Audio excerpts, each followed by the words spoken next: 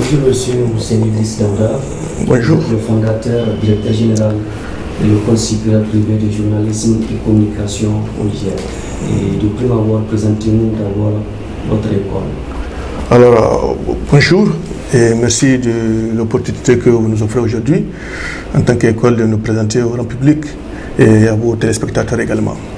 En effet, je suis M. Idrissa Ousseini, je suis le directeur général de l'école supérieure privée de journalisme et communication du Niger, qui est d'ailleurs la première école privée de journalisme au Niger, en tout cas actuellement. Donc c'est une école qui dispose de ces arrêtés issus des autorités compétentes de la République du Niger, notamment un arrêté de création et d'ouverture. Nous sommes une jeune école qui vient de naître, puisque nous allons avoir notre deuxième année effective. Alors, c'est une école de journalisme qui propose 3 types de formations à l'endroit des Nigériens en général et en particulier à la jeunesse nigérienne. Nous avons une formation initiale.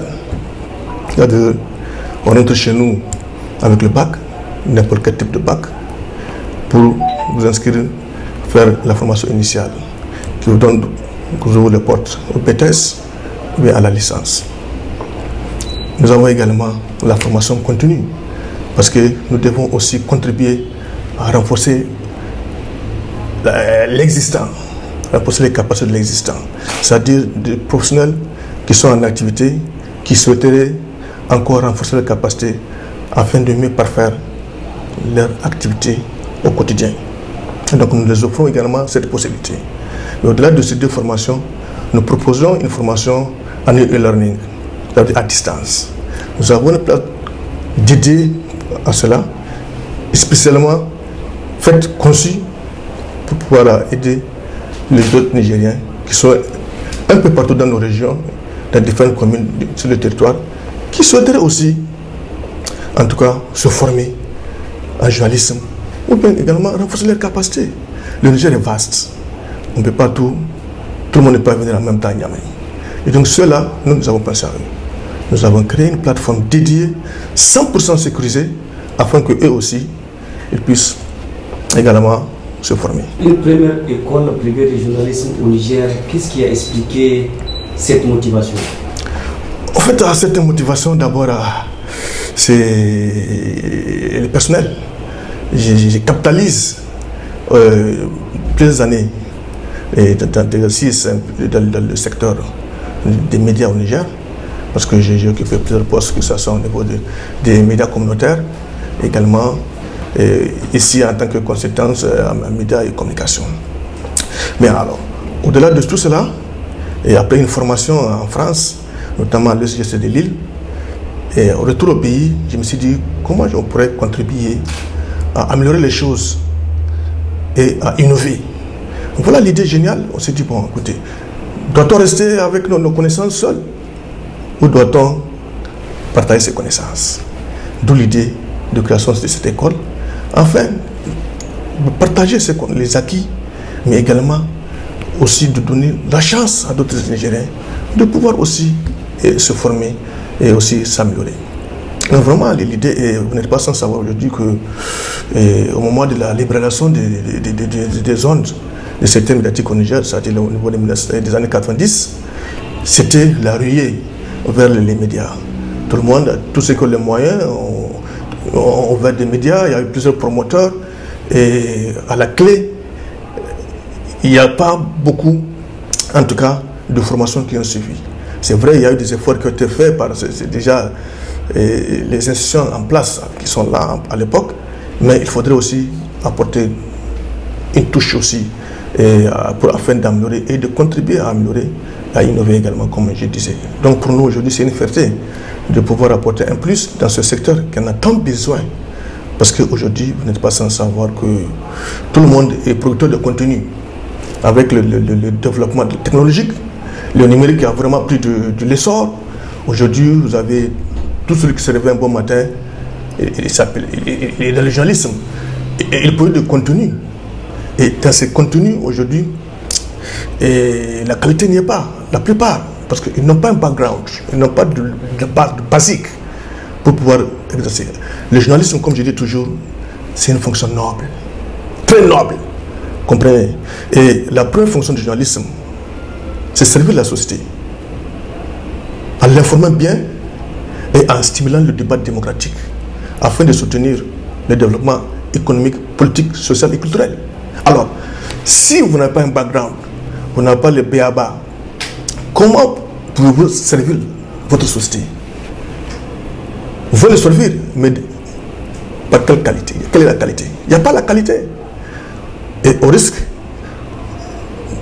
de dériver aujourd'hui vers ce qu'on appelle le fact-checking, les fausses informations qui pilulent au niveau des médias et qui détournent aujourd'hui la plupart de nos concitoyens des médias parce qu'ils sont dégoûtés du contenu qu'offrent les médias.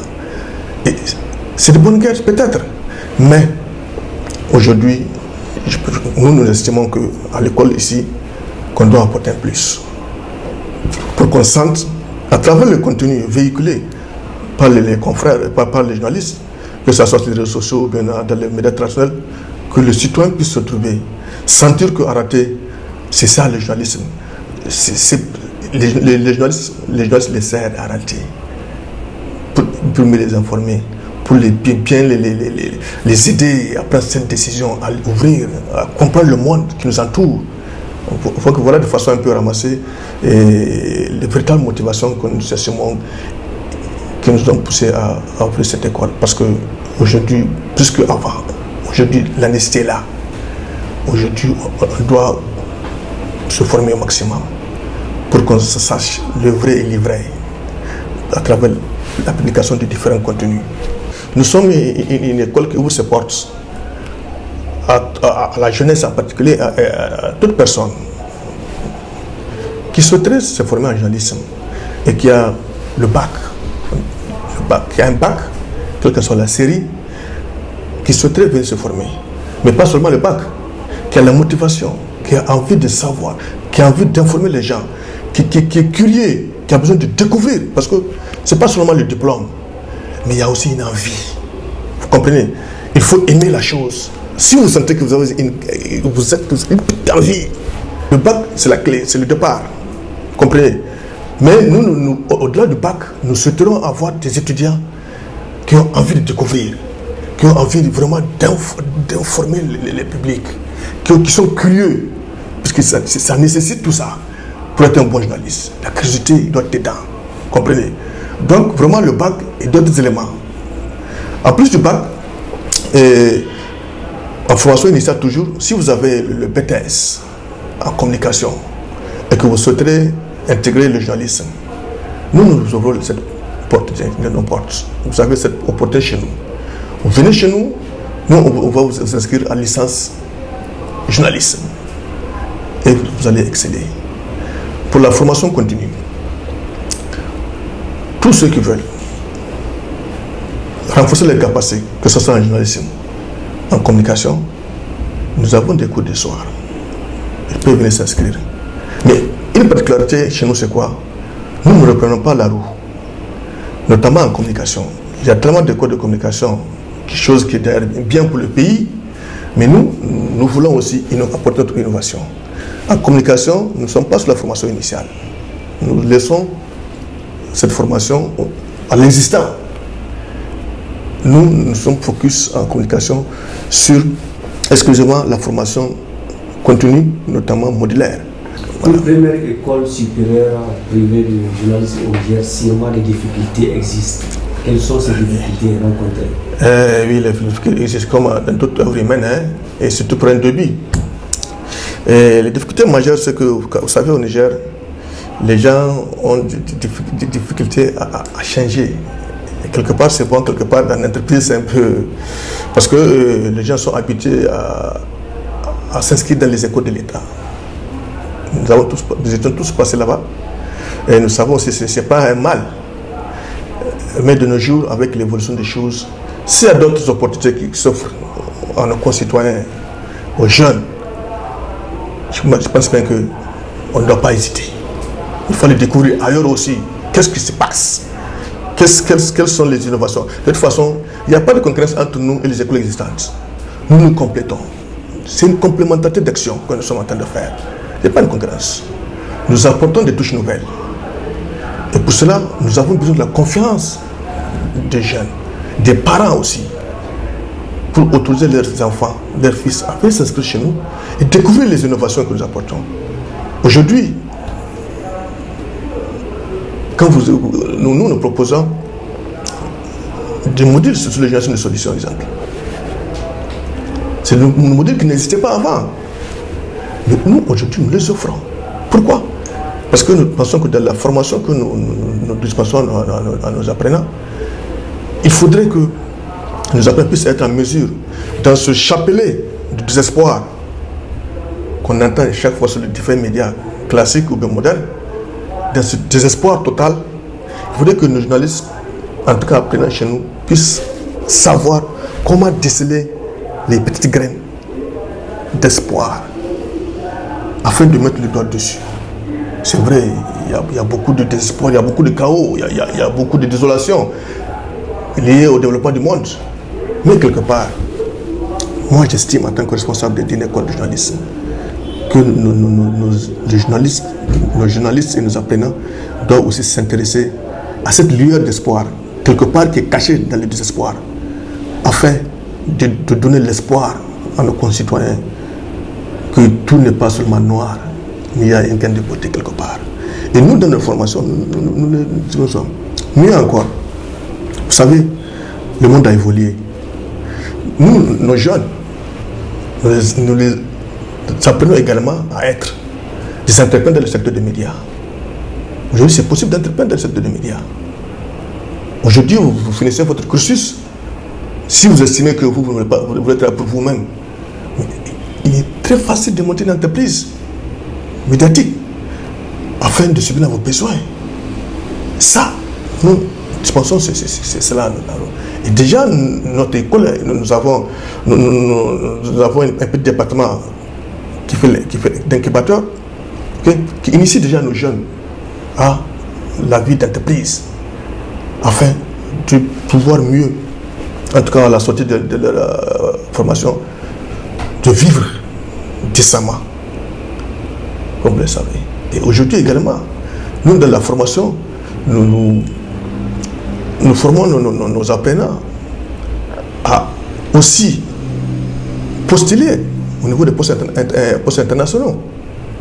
Oui, les gens ne sont pas seulement restés au pays, ils doivent être en mesure de briguer, comme tous les autres pays africains, certains postes au niveau de l'échiquier international.